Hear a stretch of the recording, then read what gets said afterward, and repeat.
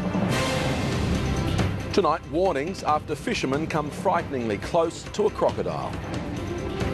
Nightclub owners join the war on party drugs.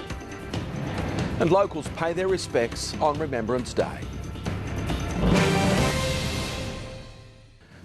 Good evening. Also tonight, an emergency spending package to boost the region's flailing economy. But first, a group of fishermen have received a rude shock during a day out on the Fitzroy. A crocodile, estimated to be over 3 metres long, was just metres from their boat. Authorities say it is a timely reminder for us all in the area to be on the lookout. The member for Capricornia is calling on Labor's federal candidate to reveal any preference deals she has with the Greens.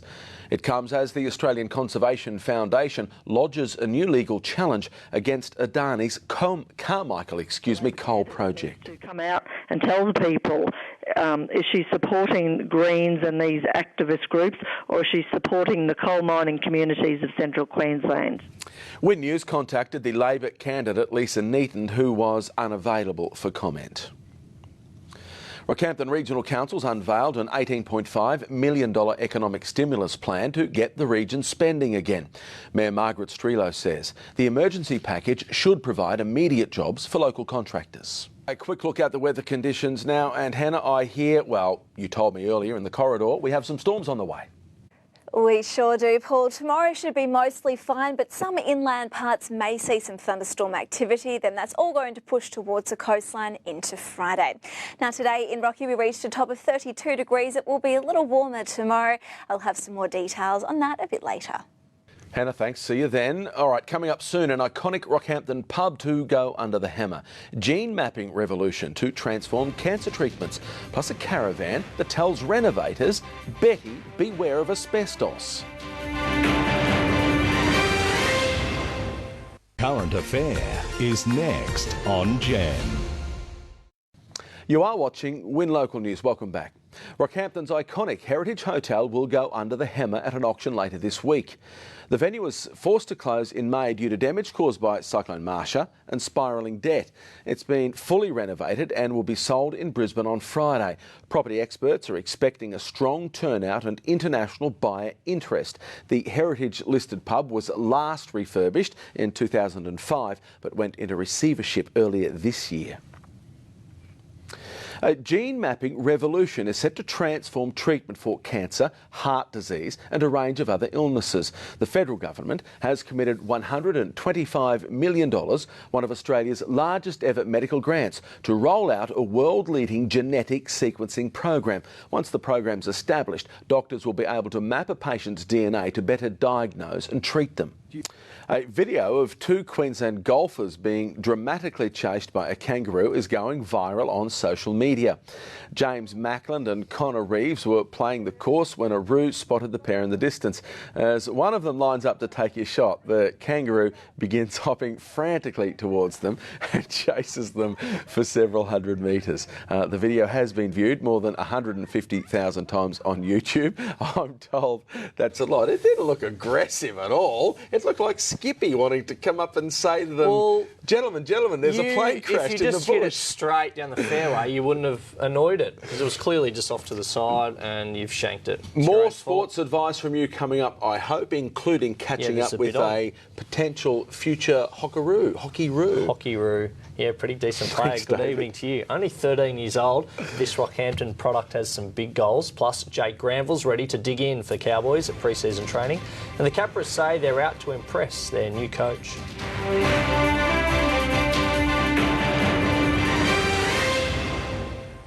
Good evening, welcome back. Central Queensland coach Kim Williams has ordered his players to maintain the rage after an impressive opening hit-out last night.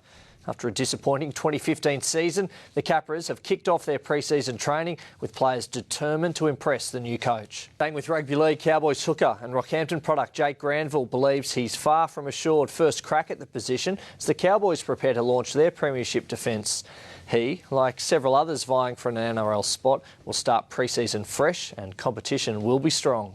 A young Rockhampton hockey player is dreaming big and hoping to follow in the footsteps of her favourite player, Kookaburra star Jamie Dwyer. She's taken one giant leap already with selection for Queensland. What a family. Congratulations at sport. Mum always dishing out the money from the purse to make sure the kids get the best chance in life. It's good to hear, isn't it? Thank you, David. Stick around. Hannah, she's got some weather details coming up. On it's Wednesday, so we get to meet a pet.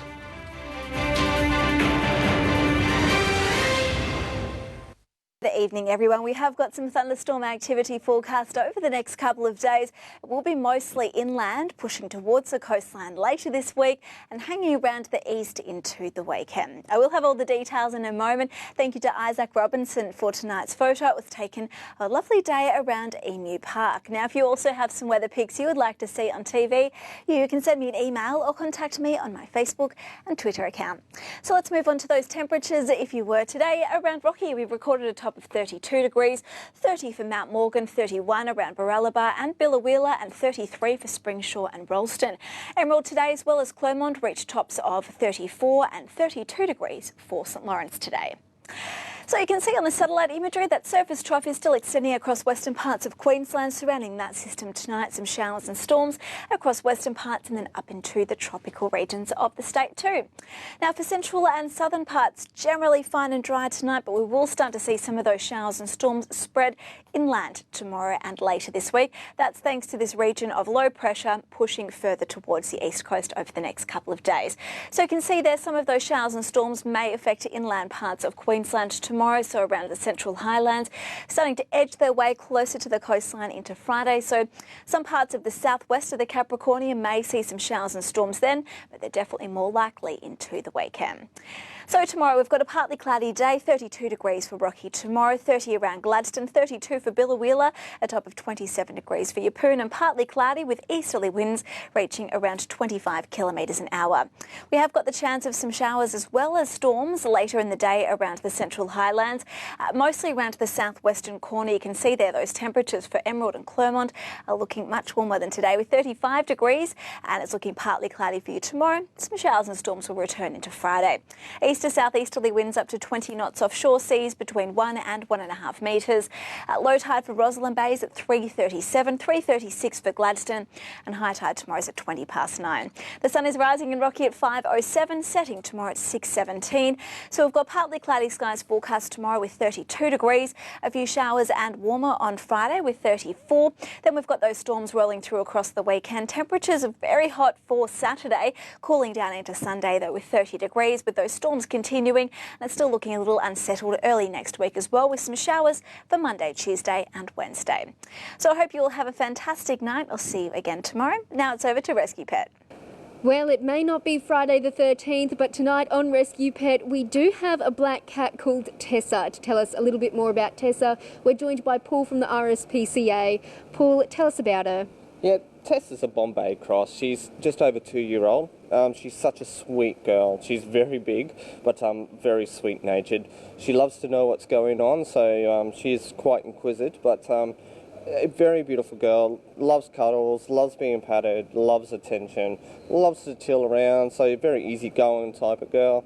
And she just make any family totally complete. Very good. Well, if you'd like to adopt Tessa, follow the details on your screen. Alrighty, that is our look at the news for tonight. We are completely out of time, David. Totally complete. Now, if you'd like to touch base with us, you can do so on Facebook and Twitter. See you again tomorrow night from 7 o'clock. Good night. Good night.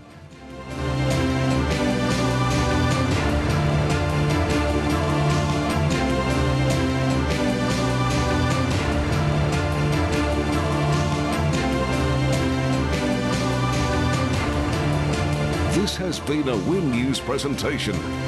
Win News, Regional Australia's #1 news source.